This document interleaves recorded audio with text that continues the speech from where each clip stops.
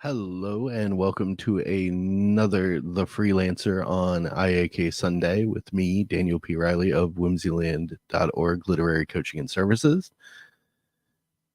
Before I start today's show, I want to read something that correlates, in my opinion, with a lot of what's been going on social media and some conversations that were happening on Royce's Sunday morning coffee stream. For those of you that aren't subscribed to A Drink with Crazy, you should, because those morning coffees can get pretty interesting. But this is probably going to get me in trouble, but it's very relevant and it speaks strongly to my heart. So this is from Timothy in the Bible. If anyone teaches a different doctrine and does not agree with the sound words of our Lord Jesus Christ and the teaching that accords with godliness, he is puffed up with conceit and understands nothing.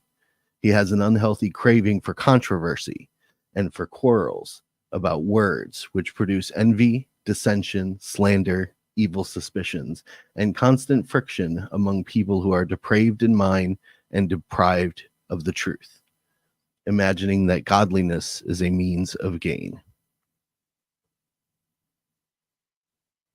To layman's terms, sum that up, people who go out seeking trouble and want to play with words don't always have the best interest at heart. Because the truth is objective. We may not be able to reach it ourselves, but it's worth pursuing. Now we'll get into the show.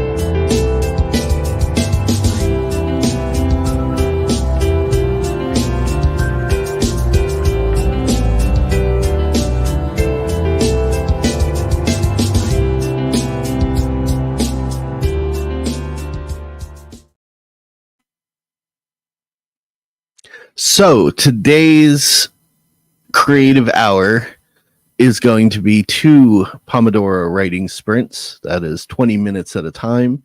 Try to get some progress on our projects, whatever they may be.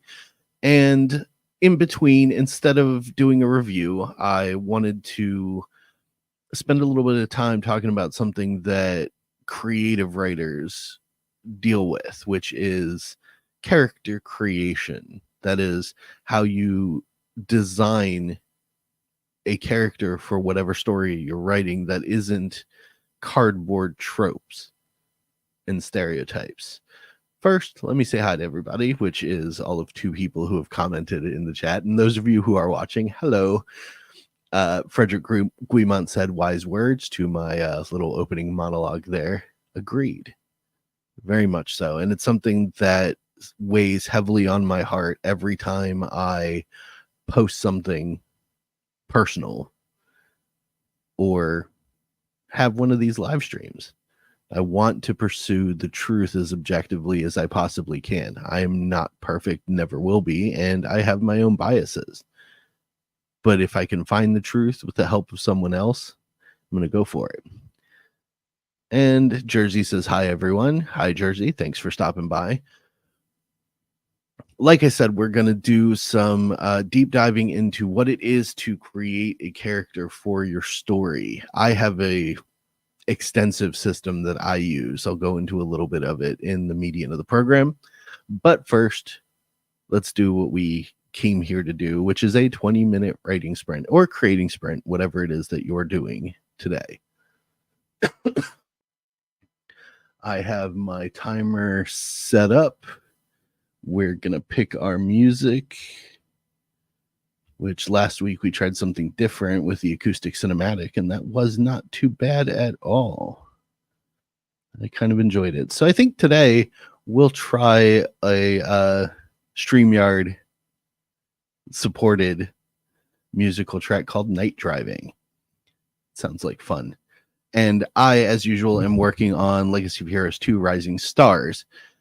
Made some major progress towards the very end of chapter 9. So got my week's worth of writing in, and I want to wrap it up on a nice note and then throw a little curveball at my characters for the end of the chapter, because we are getting into the completion of part 1, which, if you know anything about how I outline, is the setup. Now we're going to start getting into the meat, the fun, the excitement of what happens in the story with these superheroes and their personal lives. So we have 20 minutes on the clock. I'm going to mute myself, put the music on, and let's get some work done. Shall we?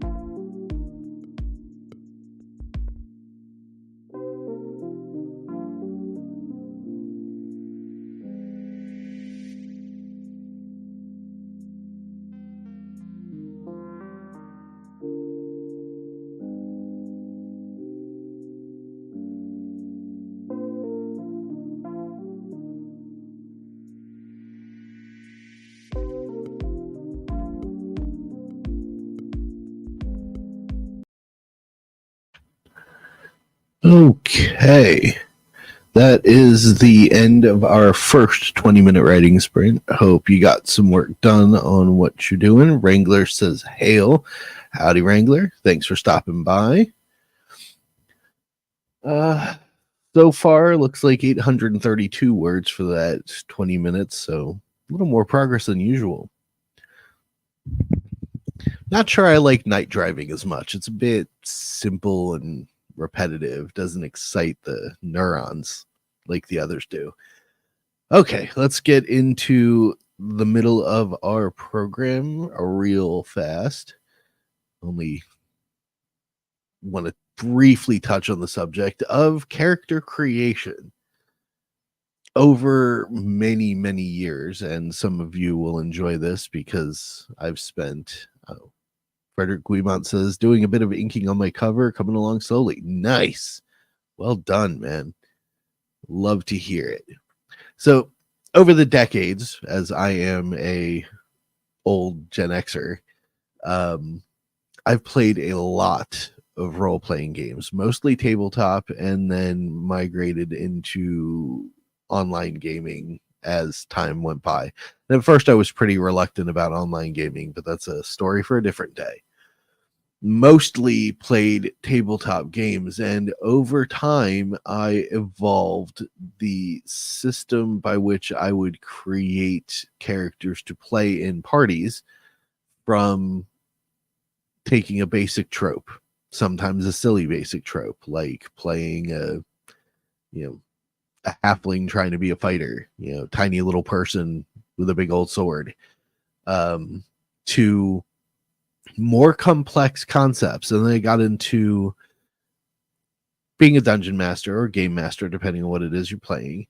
And I realized that the steps to being a GM or DM were not just creating a character for yourself, but you had to create characters for the entire world, interactable people.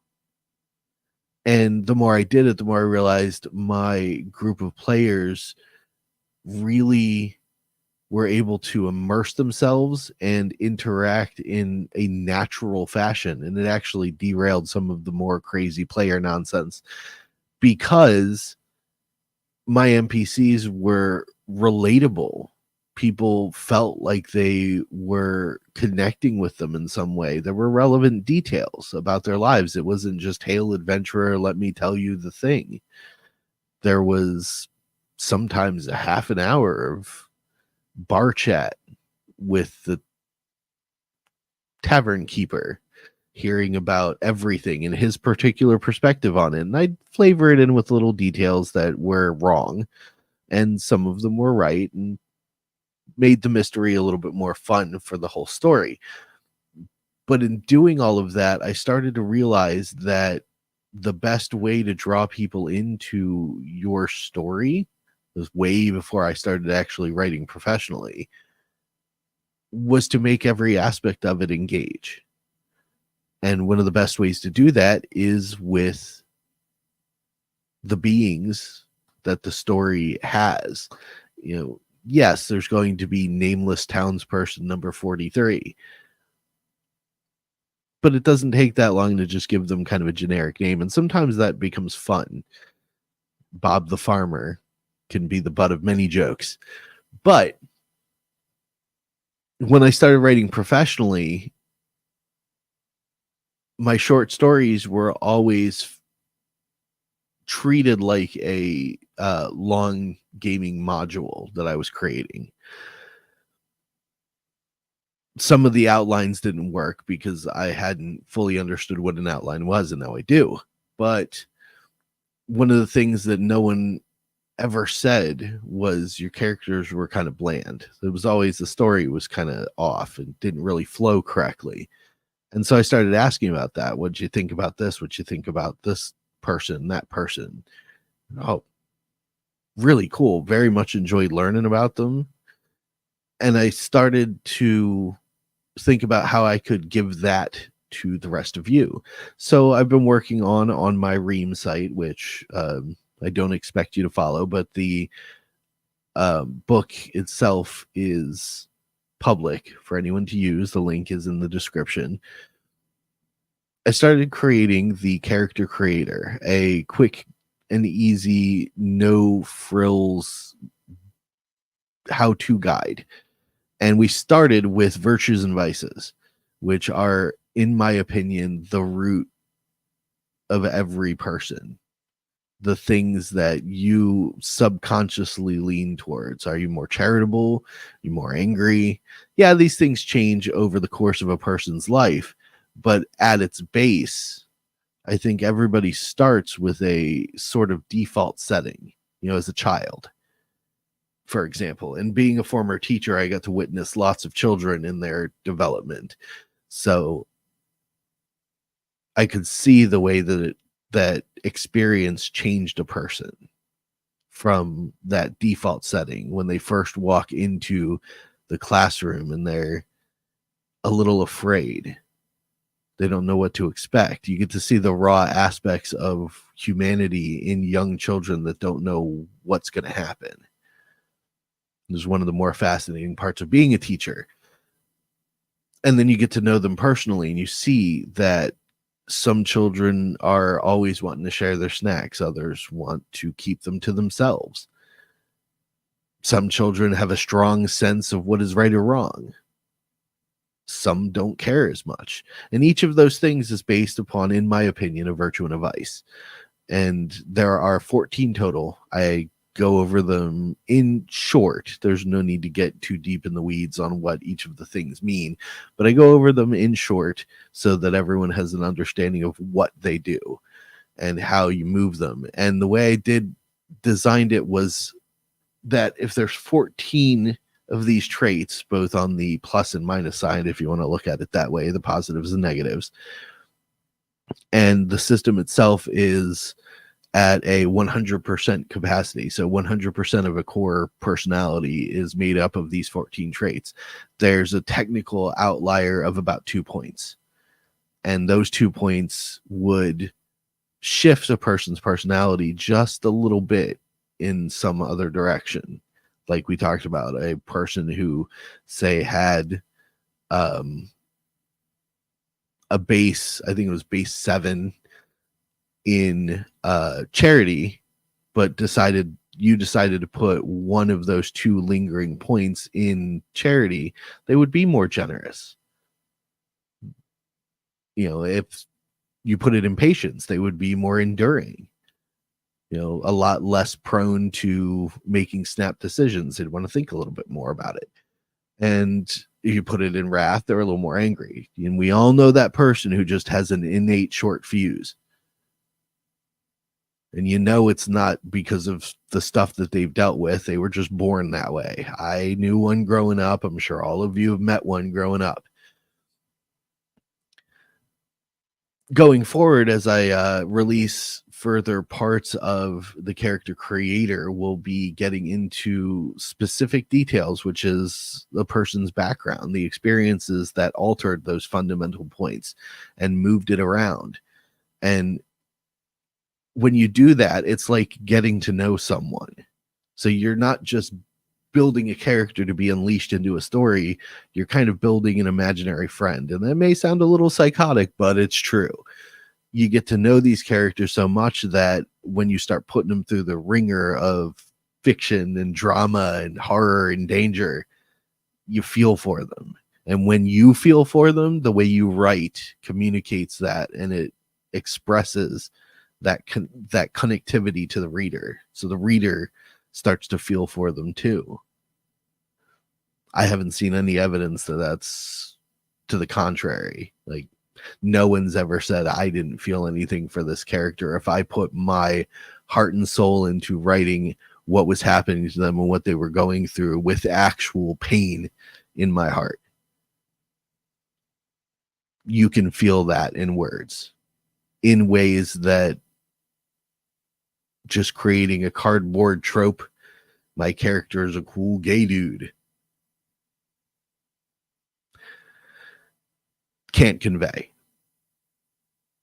It's too simplified. If you water it down, there's nothing there. Substance is what makes a character interesting. Substance is also what makes a human interesting. The people who have experienced a lot in the world often are more interesting than the people who just hang out in their room all day. Sort of a fact of life. And now, on that sad note, I apologize. I'm going to reset the timer. We're going to get our last sprint in for the hour, and then we'll talk a little bit more at the end of the show. If you have questions about creating characters or something that I said while I was explaining that, feel free to leave them in the live chat, and I will answer them after the sprint. Clock reset. I think we're not going to do night driving again because I really didn't enjoy that. Let's just go with my favorite lo-fi. Make me happy. Because it's all about me. I'm kidding. I am putting myself on mute, putting the music on, and let's get back to work. Oh, we have a comment. Let's get the comment first. Jersey says that's an interesting system, just reading on Ream. Yeah. And the more I go through it, the more you see how it all fits together. So in coming weeks, as I release more parts of it leading up to the end, I hope you will find something in that story, that how-to guide that goes, that you go, wow. So I can, fit this into my character, and then it becomes relevant to the story in this way, and it just evolves your narrative. But let's get to work before I go further on that. Time to mute, putting on the music. Let's write.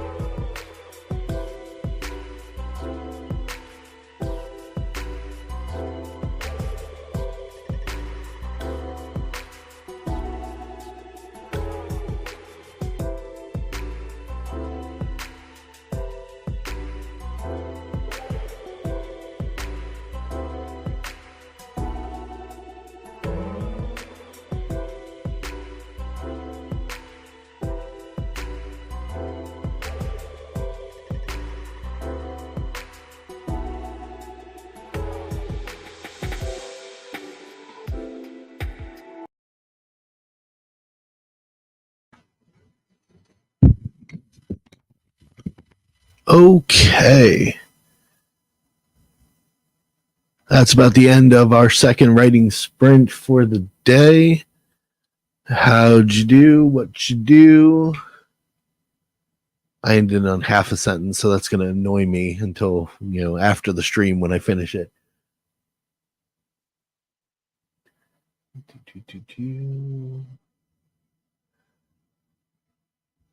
Let's take a look real quick.